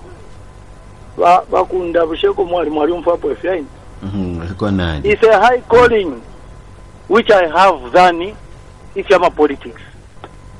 When you say those things, don't forget. That's why Nero Mulaya Bantu Mulesa Mukulava of a Muabalaya because of a Mulanda Mulalava. What we remember Sandati Kalavwanani, Ualandi, the Kalavwa, Muewa. So, me, I would just advise these are indications to say, please sit down, reflect on your life, reflect on whatever has happened, and make a proper decision. Don't just defend the Wanagachin, defend to defend. Look at what has happened. Look at what has happened, and you say, Bamdala. Apa, the Kenny Fie. Listen, I know Quava, Mulala to the so Quava, even a leader who can leading a this nation. Listen, Salakale, Joseph Murerush Kanya, Chabe. Then when you go to PF for one to and then for one to that you are Urupolumuaima, Wakanga Kuku, Kangana Kanganashan, Tapa Bakalala and Dakurani convention, Gabasala, Moniz Chapa, no Mbeva Kambugu. Everyone is entitled to stand. Even me, I'll ask you to quickly make your point. We are running out of time. Okay, so enough point Yandi Nakacinda. Tell him to reflect what has happened through my life. Why I cut up? My cut up. Then you make a right decision. Thank you so much for coming through. Mr. Nakacinda, you can quickly react to all the calls and, of course, make your final remarks. Well, I think, first of all, I want to respond to Ananyerenda. I think it was timely advice that as leaders seeking to save, we must humble ourselves. I think there is an assumption, especially when you are given an opportunity to save in government, that you become the master and the voters become the slaves, when in fact it's supposed to be the opposite. You that is voted in become the servant of the people, and the dictates of the people in terms of their wishes and desires must be your command. And we hope that we can progress as a nation to those levels, that the people that offer themselves to save at different levels will really be servants of the people, and will be humble to listen and consider the wishes of the people. Kaka, though his line cut, he seemingly was expressing disappointment that Dr. Mumba has sold the MMD to UPND. I think it's a misrepresentation of the position. I saw that headline yesterday in the Post. I was quite disappointed because when Dr. Mumba had the national address, he actually did indicate that he was given a mandate to consider issues of discussing with other political parties for a possible alliance in this by-election. And one of those political parties was actually UPND. Now, going to discuss does not mean that you have gone to sell. I don't know why there's this idea of selling and selling and selling and selling. I don't know where it's coming from. When you are talking of alliances, it is purely to enhance capacity to contest and win and save the Zambian people prudently.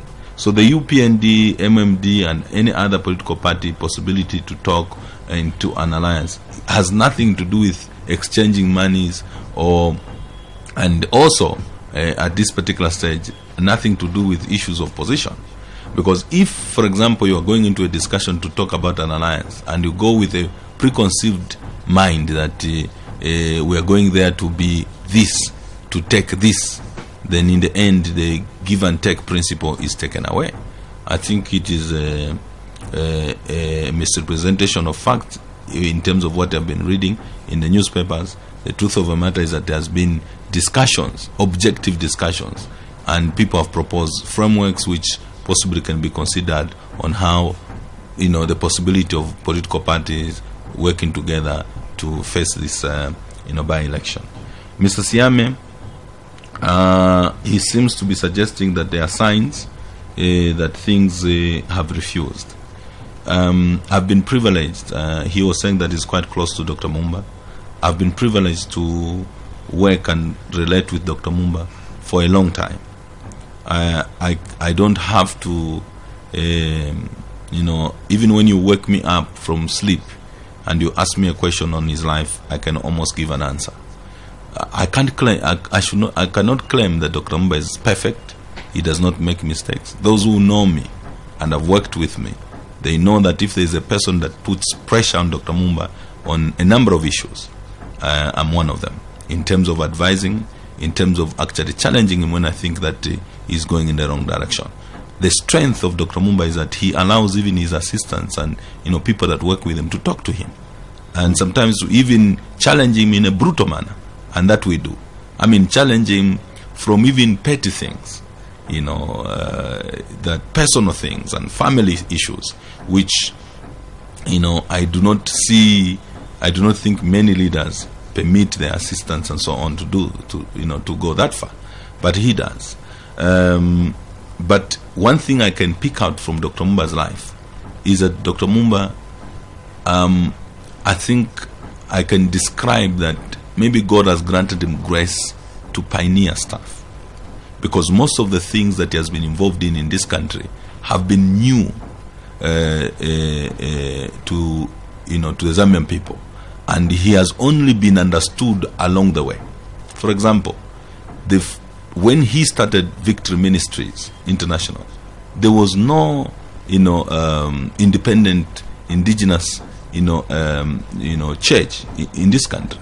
I remember we were laughing at a situation where, because he had put Victory Ministries and it had never been known in this country that there could be ministries and so on, when he was driving and it was written on his vehicle, the police officers began to ask, which ministry is this? Because they thought it was a government ministry, But many people, particularly from the church world, condemned if Fiamma ministry, Fiamma Shani is not right and so on. Those are American things and so on and so forth.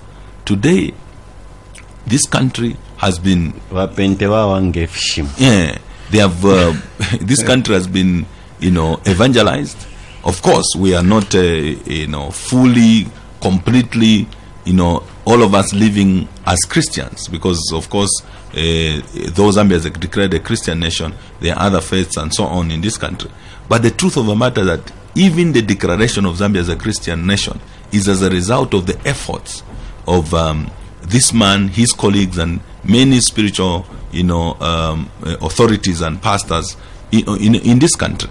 But beyond that, he started what we called Zambia Shall Be Served, the television ministry. If you were old enough that time, Kunda Kunda, it was a vicious fight. Yeah, I mean, he was condemned. He's going on a devil's box. He was, the viciousness with which people are fighting him over his political stance cannot compare to the fight he faced when he was taking the preaching of the gospel of Jesus Christ on television. He was condemned left, right, center. Today, how many churches are on television? Just local churches. Almost everyone. Even the conservative ones that were never on television, now they're on television. You see. So, and he started the victory conferences, a new phenomenon. Even just the word conference for a church that time was condemned. How can a church be having a conference? What conference? Those are on earthly things. And sometimes you even laugh. A word, just as a word, people say it's at least if it was healing crusade something conference. No, because people are indoctrinated to think in one path. He shook all of us, brought us in one place in Mulungushi and different places, exposed us to international ministers and so on, to open up our minds up. Today almost every church ministry holds conferences. I'm sure almost on a daily basis there are conferences at government complex. It was never there. You understand? Eventually, as God was progressing in life, of course he has made pronouncements that ministry or to be called to ministry is higher than politics. He has never changed his position. The only thing is that at that particular point he has indicated that he would not entertain the idea of getting into politics. But as he has matured, he found out that apparently God can use in many ways. And changing your mind should not be demonized. Each one of us has the right to change our minds. It's possible that possibly right now, Kunda Kunda, as I am arguing on this matter, if I am persuaded otherwise, on this matter by colleagues, I could change my mind. You understand what I'm saying? So if, for example, I've argued strongly on this matter, this is what I believe. This is what I think, Dr. Mumba believes. If we are persuaded otherwise on this matter, we could change our mind. But it does not mean that now, because we have changed our mind, then we should be demonized. No, it's because a different point of view has been presented that opens you up to, consider other facts. So I must say that for Dr. Mumba, he's entered he joined politics. From the day he entered politics, it became another battle for him. Today, Kunda Kunda, though Dr. Mumba may not be as quick as possible. Yes, though Dr. Mumba has not been a Republican president, but has served as vice president, it has encouraged a number of Christians to step out of the box, that they actually can consider running for office and save the Zambian people, save their communities without them being discriminated on the basis that they are Christians. This business of saying that politics is dirty, therefore Christians should not get involved or pastors should not get involved, that should be the major motivation for Christians, pastors and everybody to get involved into politics, to clean these politics, because it is the dirty politics that are causing us to have people, it's dirtiness, to have people in Kablonga go and have a rally in Kanyama just to win votes. After that, they don't even want to go there. People from the places they were talking about going to take advantage of people's poverty. It is this dirtiness that sometimes deliberately people in authority keep other people poor, because when they are poor they can manipulate them. If people were had means to survive on their own, it would be difficult to manipulate them. Because if a cadre is able to feed himself, look after a family, take them to school, they will not be bought for 20 kwacha, they will not be bought for 30 kwacha. Maybe what I can say is that at this particular point, we should actually be encouraging Dr. Mumba to fight on, soldier on, until the politics of this country are changed and cleaned. My final remarks: I have great confidence that even if we look like as MMD are torn apart and are in a mess, there are people within the party, together with the president, who are objective, reasonable, and want to see the MMD survive beyond this impasse and be able to face the next election with, of course, as a united front, with vigor, and participate with the hope of winning.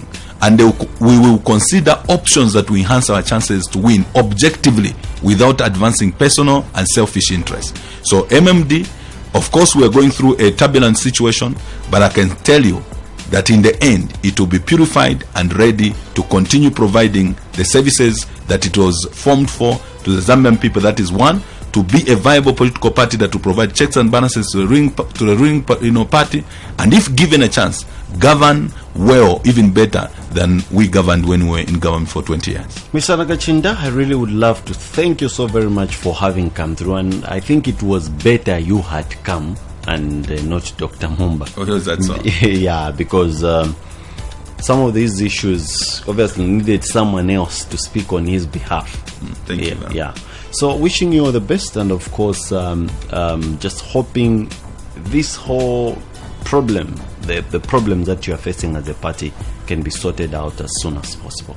Thank you. Well, this brings us to the end of today's edition of the Platform Program. Join us next week, Monday, and of course Thursday, and we'll be discussing even more interesting issues. Good morning.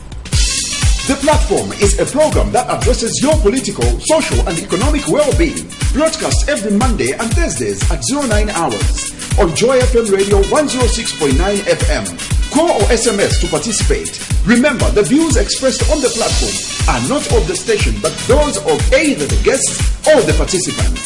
Joy FM Radio, for your ears only.